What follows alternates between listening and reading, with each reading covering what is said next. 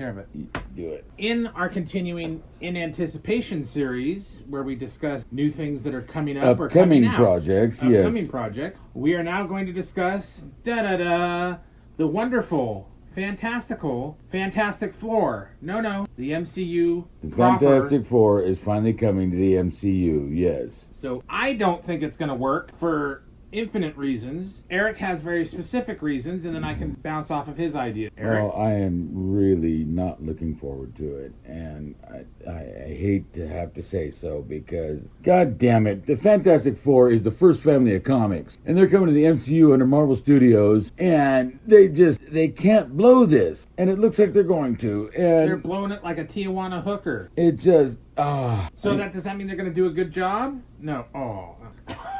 that remains to be seen, but it doesn't. It doesn't look it doesn't look like it. Why doesn't it look like it will? For so many reasons. It just. Well, enumerate them for our public. I mean, I don't mean to sound like a He doesn't mean like to sound like a YouTuber. I don't want to repeat what everybody else has been saying, but I have to say I agree. I'm on the same page with Pedro Pascal as Reed Richards. Are you kidding me? Why? Why do you not think that? He just doesn't. It's like you said to me. He's miscast. It's not. Yeah, you said it is Pedro Pascal. No, and every time you see a picture of him, yeah, he doesn't look like Reed Richards. It's just Pedro Pascal in a Fantastic Four suit. With the same cheesy mustache and everything. He couldn't even shave his fucking mustache? Are you kidding me? Now, why are you so upset? Because. Can I explain to him? Because. What is it your hobby is? Or Oh my god, no. I'm an actor myself, and I have changed my appearance numerous times over the years for a role. Grown a mustache, shaved it off, grown a beard, shaved it off, grown my hair out, cut it, whatever. Whatever it takes, whatever the role calls for, that's what you're supposed to look like. You're not supposed to look like the same guy that you've seen in every other fucking thing you've done. Especially the iconic, seriously, iconic Reed Richards of the Fantastic Four, man. The smartest man in the fucking world, and the patriarch of the first family of comics, man. Ooh, is that why they did this? Because he's a patriarch? Patriarchal? Let's not go there. No, fuck that. No, that's what he is.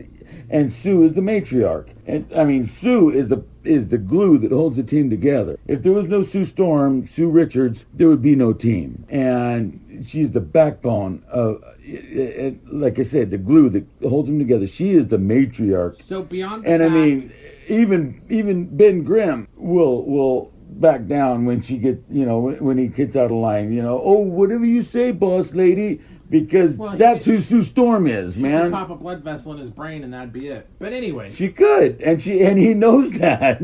So beyond the fact, are you saying that in the 1960s, that racist, misogynist Stan Lee created a feminist? One of the best female characters in all comics. Oh, my. And one of the most powerful characters in all of Marvel, and is underestimated.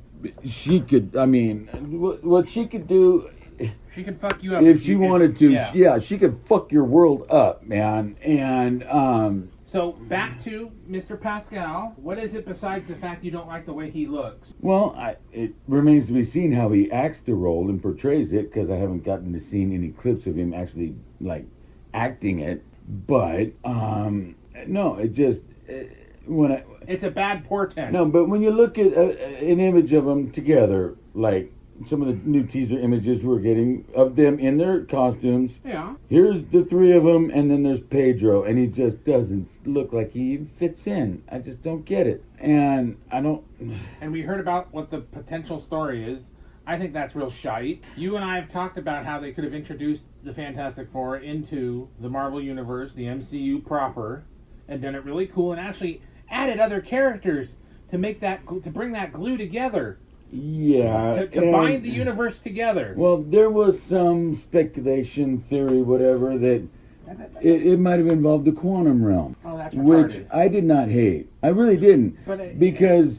But then, no. Okay. Please. The Fantastic Four were known to make regular trips to the subatomic realm. so that's not unprecedented. And if you want to change their origin from going to outer space to going to inner space, and they came out of it which changed. is a really good movie. Yeah. But no, I would have took that because that's not unprecedented. So do you think that because and the there was Ant-Man even film, a teaser Easter egg in the Ant-Man and the Wasp. Quantumania. No, not Quantumania. In the Ant-Man and the Wasp, in the quantum realm, and it was only, I don't know, a handful of frames. It went by so fast you actually had to still frame it to see it. Was this in the second movie? It was in the second movie, yeah, when they got Janet back. Okay. And I saw a side-by-side comparison of the frame that was frozen with this, what appeared to be a city in it, next to a piece of artwork that looked remarkably like the same city that was from the subatomic realm in the comics. And who knows, maybe the Fantastic Four were there. But apparently, no, that's not what it's going to be. They're going to start in the 60s. In an alternate universe. And I'm just afraid that what we're going to get out of it... No, really, universe. An alternate universe in the 60s. And how they get to 616, I don't know. But it's almost as if they never existed in 616. Which is dumb because they had Ant-Man and the Wasp in the 60s. Yes. In S.H.I.E.L.D. Why don't you have it... Never mind. Because then we're writing for Marvel, and they aren't paying us, so we aren't going to write for them. And... there is actually a way to there's so many ways. No, the space race thing. Yes. That was the incentive for them in the 60s that doesn't exist anymore. But you know what? It does exist right now. The privatized space race. Right? What if they were working for a private company like Elon Musk or somebody, SpaceX? And it was a privatized project, not a military project. Right, you can't have Elon Musk because But no, that's just an example. No. Like no. Elon. I understand completely what you're saying. Like SpaceX. Yes, I understand, but practically in the Disney cancel pig culture, you can't have Elon Musk or a archetype like that because it's just no. Well, you know what? You could at least have like maybe a person who is clearly would have been Elon in the real world, but they don't call him that. Yes. No, I know. Whatever. I know. But I mean, the privatized space race could be absolutely. Oh, it is a current thing that and given all this shit that has happened since Endgame, with all that cosmic jizz out there around Earth. And I mean, not like the Fox films where the privatized space race wasn't really such a thing. And my understanding of it, I never read it, shame on me, but my understanding was that the first Fantastic Four film was more loosely based on the Ultimate FF than it was the original. One. Yes, the original Fox film. Yes. Was more loosely based on the Ultimate FF Pretty because much. Dr. Doom went into space with them in that iteration. Yes, and he got goat legs, which was retarded. And I mean, none of that happened in the original. And so, of the four, there's 4 Fantastic Four films that have already come out. Right. Where do you think? I've seen 3 of them. Which one do you think? Where do you think this one will set? Just as I know you don't have you haven't seen it. And we're just speculating and we're just talking. But where do you think that one would sit? Because Roger Corman's is still the best. It is. And for real. Yeah. For as low budget as it was, it is as hokey at times. It actually wasn't that hokey. But it was still the best treatment of the Fantastic Four we've seen on screen. And it didn't even get to be released. It's out there. Shame. You can see it. We found it. Watch it, enjoy it. It is worth sitting through. It really is. And it's a shame that it wasn't ever really, properly given its due. It was put on the shelf because they were holding out for like a bigger budget, higher profile treatment, and when we finally got one, it just it didn't work. Jessica Alba is the Invisible Woman? No. The only one that worked in the thing is, it wasn't Jessica's fault either. It was the way the character was treated. But the way she was written and directed, she didn't have to get naked to disappear. Yeah. That is not... No. Yeah. Her clothing disappeared with her. She could make objects disappear. She could make you disappear if she wanted to. And then there were times in the comics where it was described as very disorienting, that you can't see your feet, you don't know where you're stepping, and it's very disorienting to become invisible. And she could make you invisible, and it would freak you the fuck out. And the force fields too, they were not really very well portrayed, and she just didn't capture the essence of who Sue Storm really is. I'm gonna not that I don't think she could have as an actress. I just don't think she was given the material that she needed. I think she was just eye candy. It was stupid. The Impossible Family in Venture Brothers, yes, makes a better Fantastic Four than the Fox ones or this one coming up. No, God, the Venture Brothers FFs were just so spot on. But besides that, though, I mean, oh God damn it, what's his name? Not Chris Evans, but the Thing. What was his name? Michael Chiklis. Oh, he was perfect. Yeah.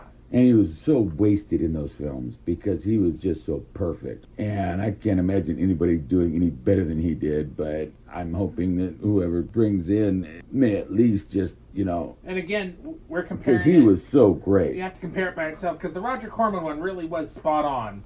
The Doom outfit, the Thing costume... Well, and the personalities of the characters. Yes. The way they were portrayed and treated. It was the most faithful and respectful treatment right? of the characters that we've seen so far. Even with those people that say the dorky hand waving out of the limo at the end of the film is awful. Don't care. Yeah. And I mean, even in the second Fox film, when oh God, that was awful. Reed and Sue's wedding, it was awful. It was a shit show. And Reed and Sue's wedding was one of the biggest events of the decade when it happened. In the comics. The Beatles were there. In the splash page, there were other, notable celebrity personalities in the image, but biggest shit you couldn't. The Beatles were at Reed and Sue's wedding in 65, 66, whatever year it was. Yeah. And that's what a big deal Reed and Sue's wedding was. And for them to have it ruined when it happened, and then to have the private ceremony on an island somewhere with nobody present. No. Are you kidding me? No. And the thing is, too, is they didn't really give us enough time to develop how really celebrity the Fantastic Four had become by then. Yes. They were in 4 short years. Constantly in the headlines. Yes. And... So, what else is the reason you don't like... You're not hopeful about this next FF movie? This next attempt at an FF movie?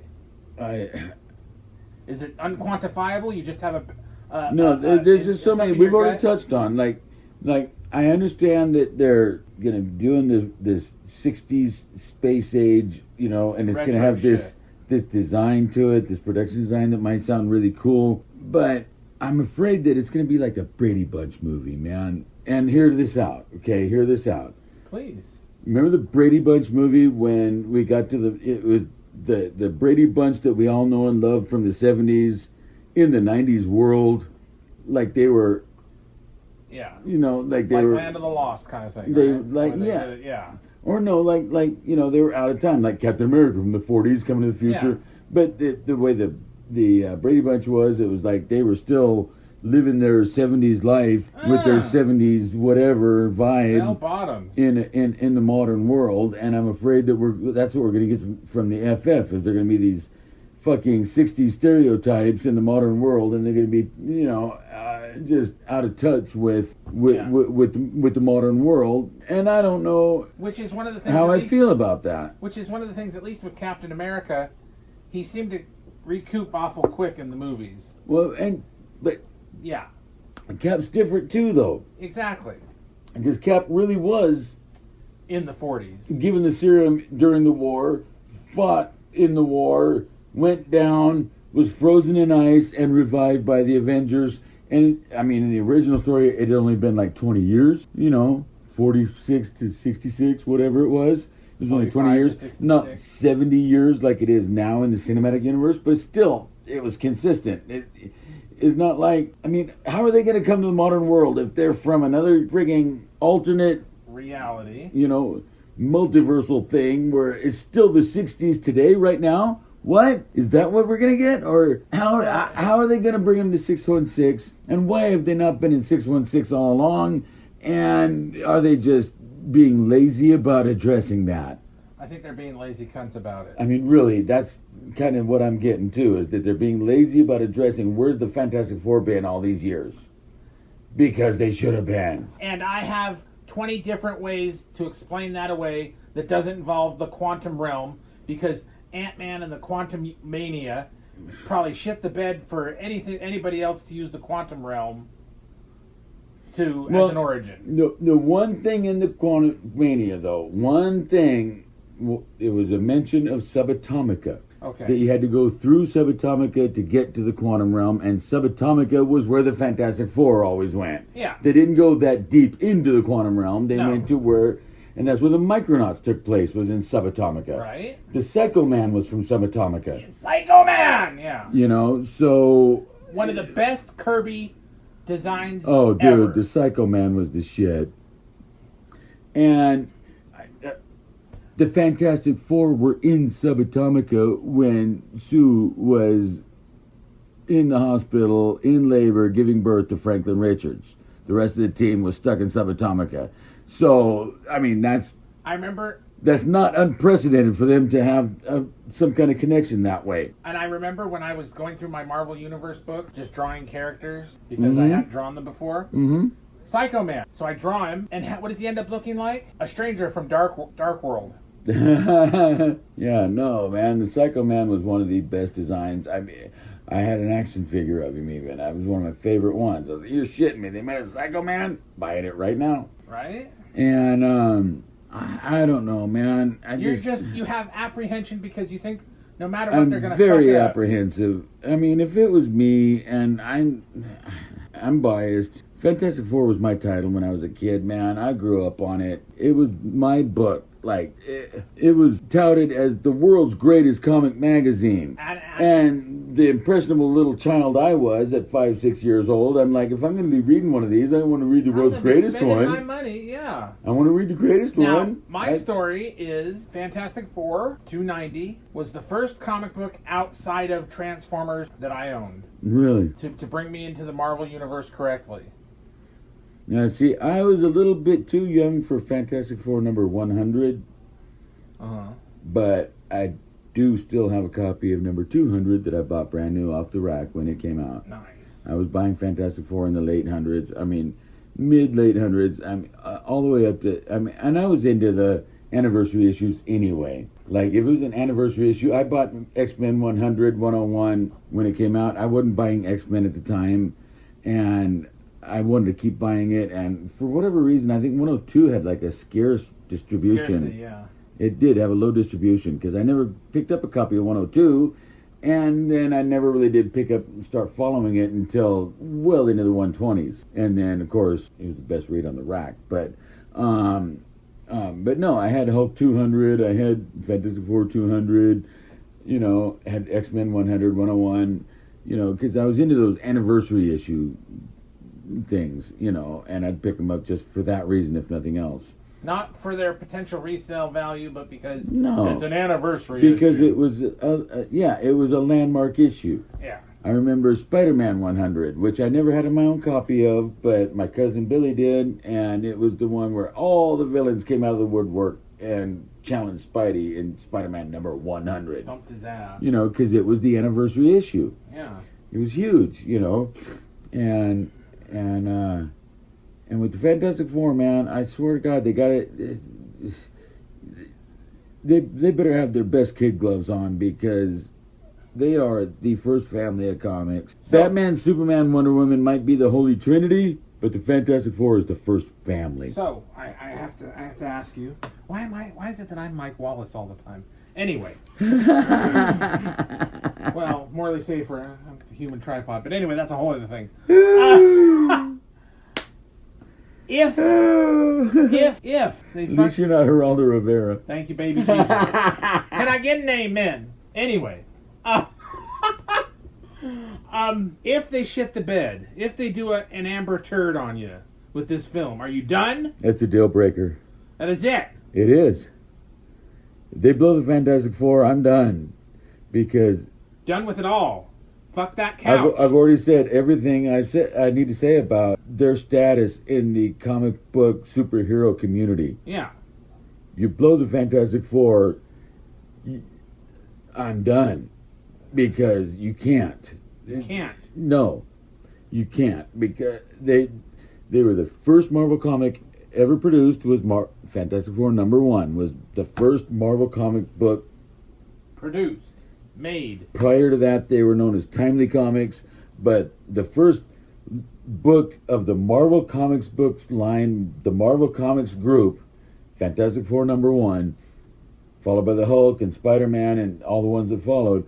But they pretty much Set the standard. they did. They set the bar for it. They set the Marvel Universe. And the thing is that, Stan was talking about leaving the industry because he was not happy with what he was doing, because what his publisher had him doing was whatever, they felt would sell, and none of them were his ideas. And they said, well, give it a shot. Do your thing. If it flies, it flies. If it doesn't, then go do your great American novel or whatever you want to do with yourself. And his publisher suggested to him to do a team book because that's what was selling. The distinguished competition over at DC, the Justice League, had just put together all their staple characters into a team, the Justice League, that was selling really well.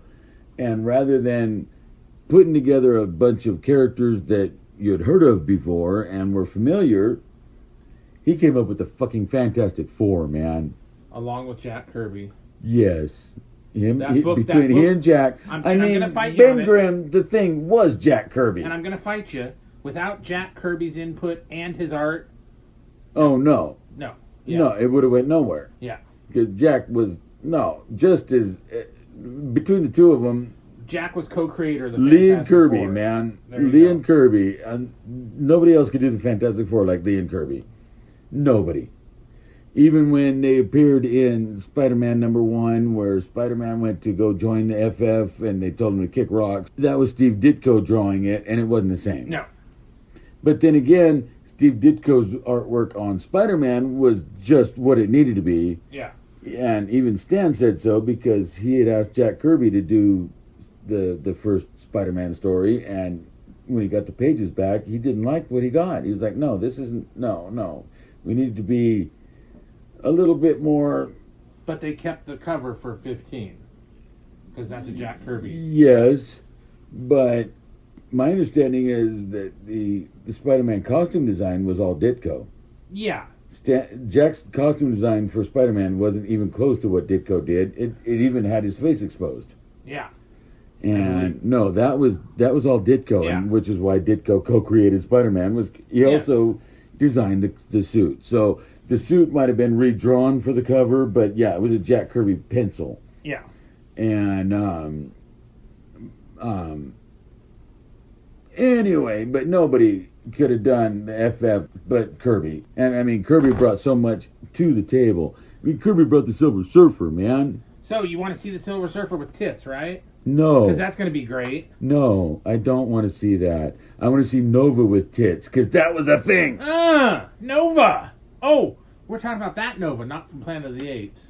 I'd like to see that Planet of the Apes. That a pepper? Nova's tits, too. But no. Yes, thank you. No, but, I mean, no. And they wanted to change Norrin Rad and have it be Shalabao as the Silver Surfer in his place. Well, because it was done in one comic book. No, God. Fucking what if, maybe. Now, what I hated in the second one, the second Fox one. I mean, the Silver Surfer cartoon was great, too. Oh, it was fucking awesome. Anyway, so the guy that was doing the voiceover for Silver Surfer was Morpheus. Yes. And he read the same lines from The Matrix in this movie. Yeah. And I'm like, what the fuck? What? Oh my God, sweet baby Jesus, it was horrible. And then the third one, Four Stick as it's called, is actually a very interesting film if it wasn't a Fantastic Four film. And I'm not even going to get into about the racism of a black man that lights himself on fire, because that's just poor taste right there. But I didn't work for Fox, so it's not my bag. Never seen it. Have no plans to see it. I'll get you to see it. I will probably end up sitting through it at some point, but I'm going to have some time to kill. And you're going to have something a little stronger than beer. Oh, dude, yeah. Because it's pretty rough. Anyway. That's what we think about the new Fantastic Four. You better not fuck it up. I mean, especially since, they came out in phase 1 with just strength after strength. I mean, Iron Man, one of the best comic book movies I've ever seen. And it was Iron Man. Who read Iron Man? Still stands up as one of the best comic book movies ever made. Because it was so faithful and consistent to the original story, and yet still updated and modernized to appeal to a modern audience. And I couldn't. Watching that movie the first time, I was like, oh my God, this is good. You know what happened when I watched that movie? I was very skeptical too, because Marvel Studios, and I was like, what's Marvel Comics have to know about making movies? You know. But you know what? No. Marvel and who was Productions. Jon Favreau then? No, but Marvel Productions has been around for 30 years. Yeah. I mean, Stan Lee moved to L.A. in 1979 to head up Marvel Productions, and they've been doing all kinds of stuff over the years, and it was only the next step for them to start making movies. And at the time, I didn't put it together, but after on retrospect, of course. Now, what happened to me when Avi I saw Aaron's Iron been Man, involved in all of that for all those years, and he's one of the main head producers. So, when I saw Iron Man, you know what I thought? I better get every goddamn 12-cent comic book I can get my hands on. Yeah. And I did. So, anyway. And it was very, it was a risky thing, taking a character like that was lesser known, had never been seen in live action before. Oh yeah, and Iron Man was kind of a second tier character. He was in the Avengers, but he was the drunk, and he was the Batman clone. Some people have said he was still one of the ones that had his own monthly title every month, and wasn't like he was like Hercules or Wonder Man. Yeah. He was Iron Man. Well, Wonder Man had his own run too, but anyway. And I think that was actually to their benefit, because people didn't know, they didn't have any preconceived idea what they thought Iron Man should be, and they just went to see it, and it was great. Fucking fantastic. So, tell us what you think. What do you think? Are you looking forward to the Fantastic Four? Are you trepidatious like we are? Have you I'm seen... going in, I'm very skeptical, man, and I have many, many, many reservations. Have you seen the Roger Corman or the 3 Fox films? Let us know in the comments. Have you ever seen the Hanna-Barbera cartoon from the 60s? Have you ever seen the Marvel Action Hour in the 90s with the FF? Have you ever seen the god-awful thing with Herbie the Robot in the late 80s? Oh, God, that one was not good. Ugh. And, I think the reason for that was because, for the animation studio, it was just too difficult for the Human Torch to catch flame and make it look good, so they just replaced him with a fucking robot. Which has even been made into a Funko Pop. Right? Really? Herbie? Herbie the Robot. From the oh, God. Anyway. Fantastic Four at its worst. And if we get Herbie the Robot in the movie, I'm going to demand my money back. Right? It's going to be like Alien vs. Predator 2 all over again. Anyway, tell us what you think. Tell us which one of the movies you've seen. If you've seen the Corman one, if you've seen all the other ones. Tell us which ones you like. If you haven't seen the Corman one, look it up and do yourself a favor. And it watch is worth it. You'll enjoy it. It is. And with that, like, share, and subscribe.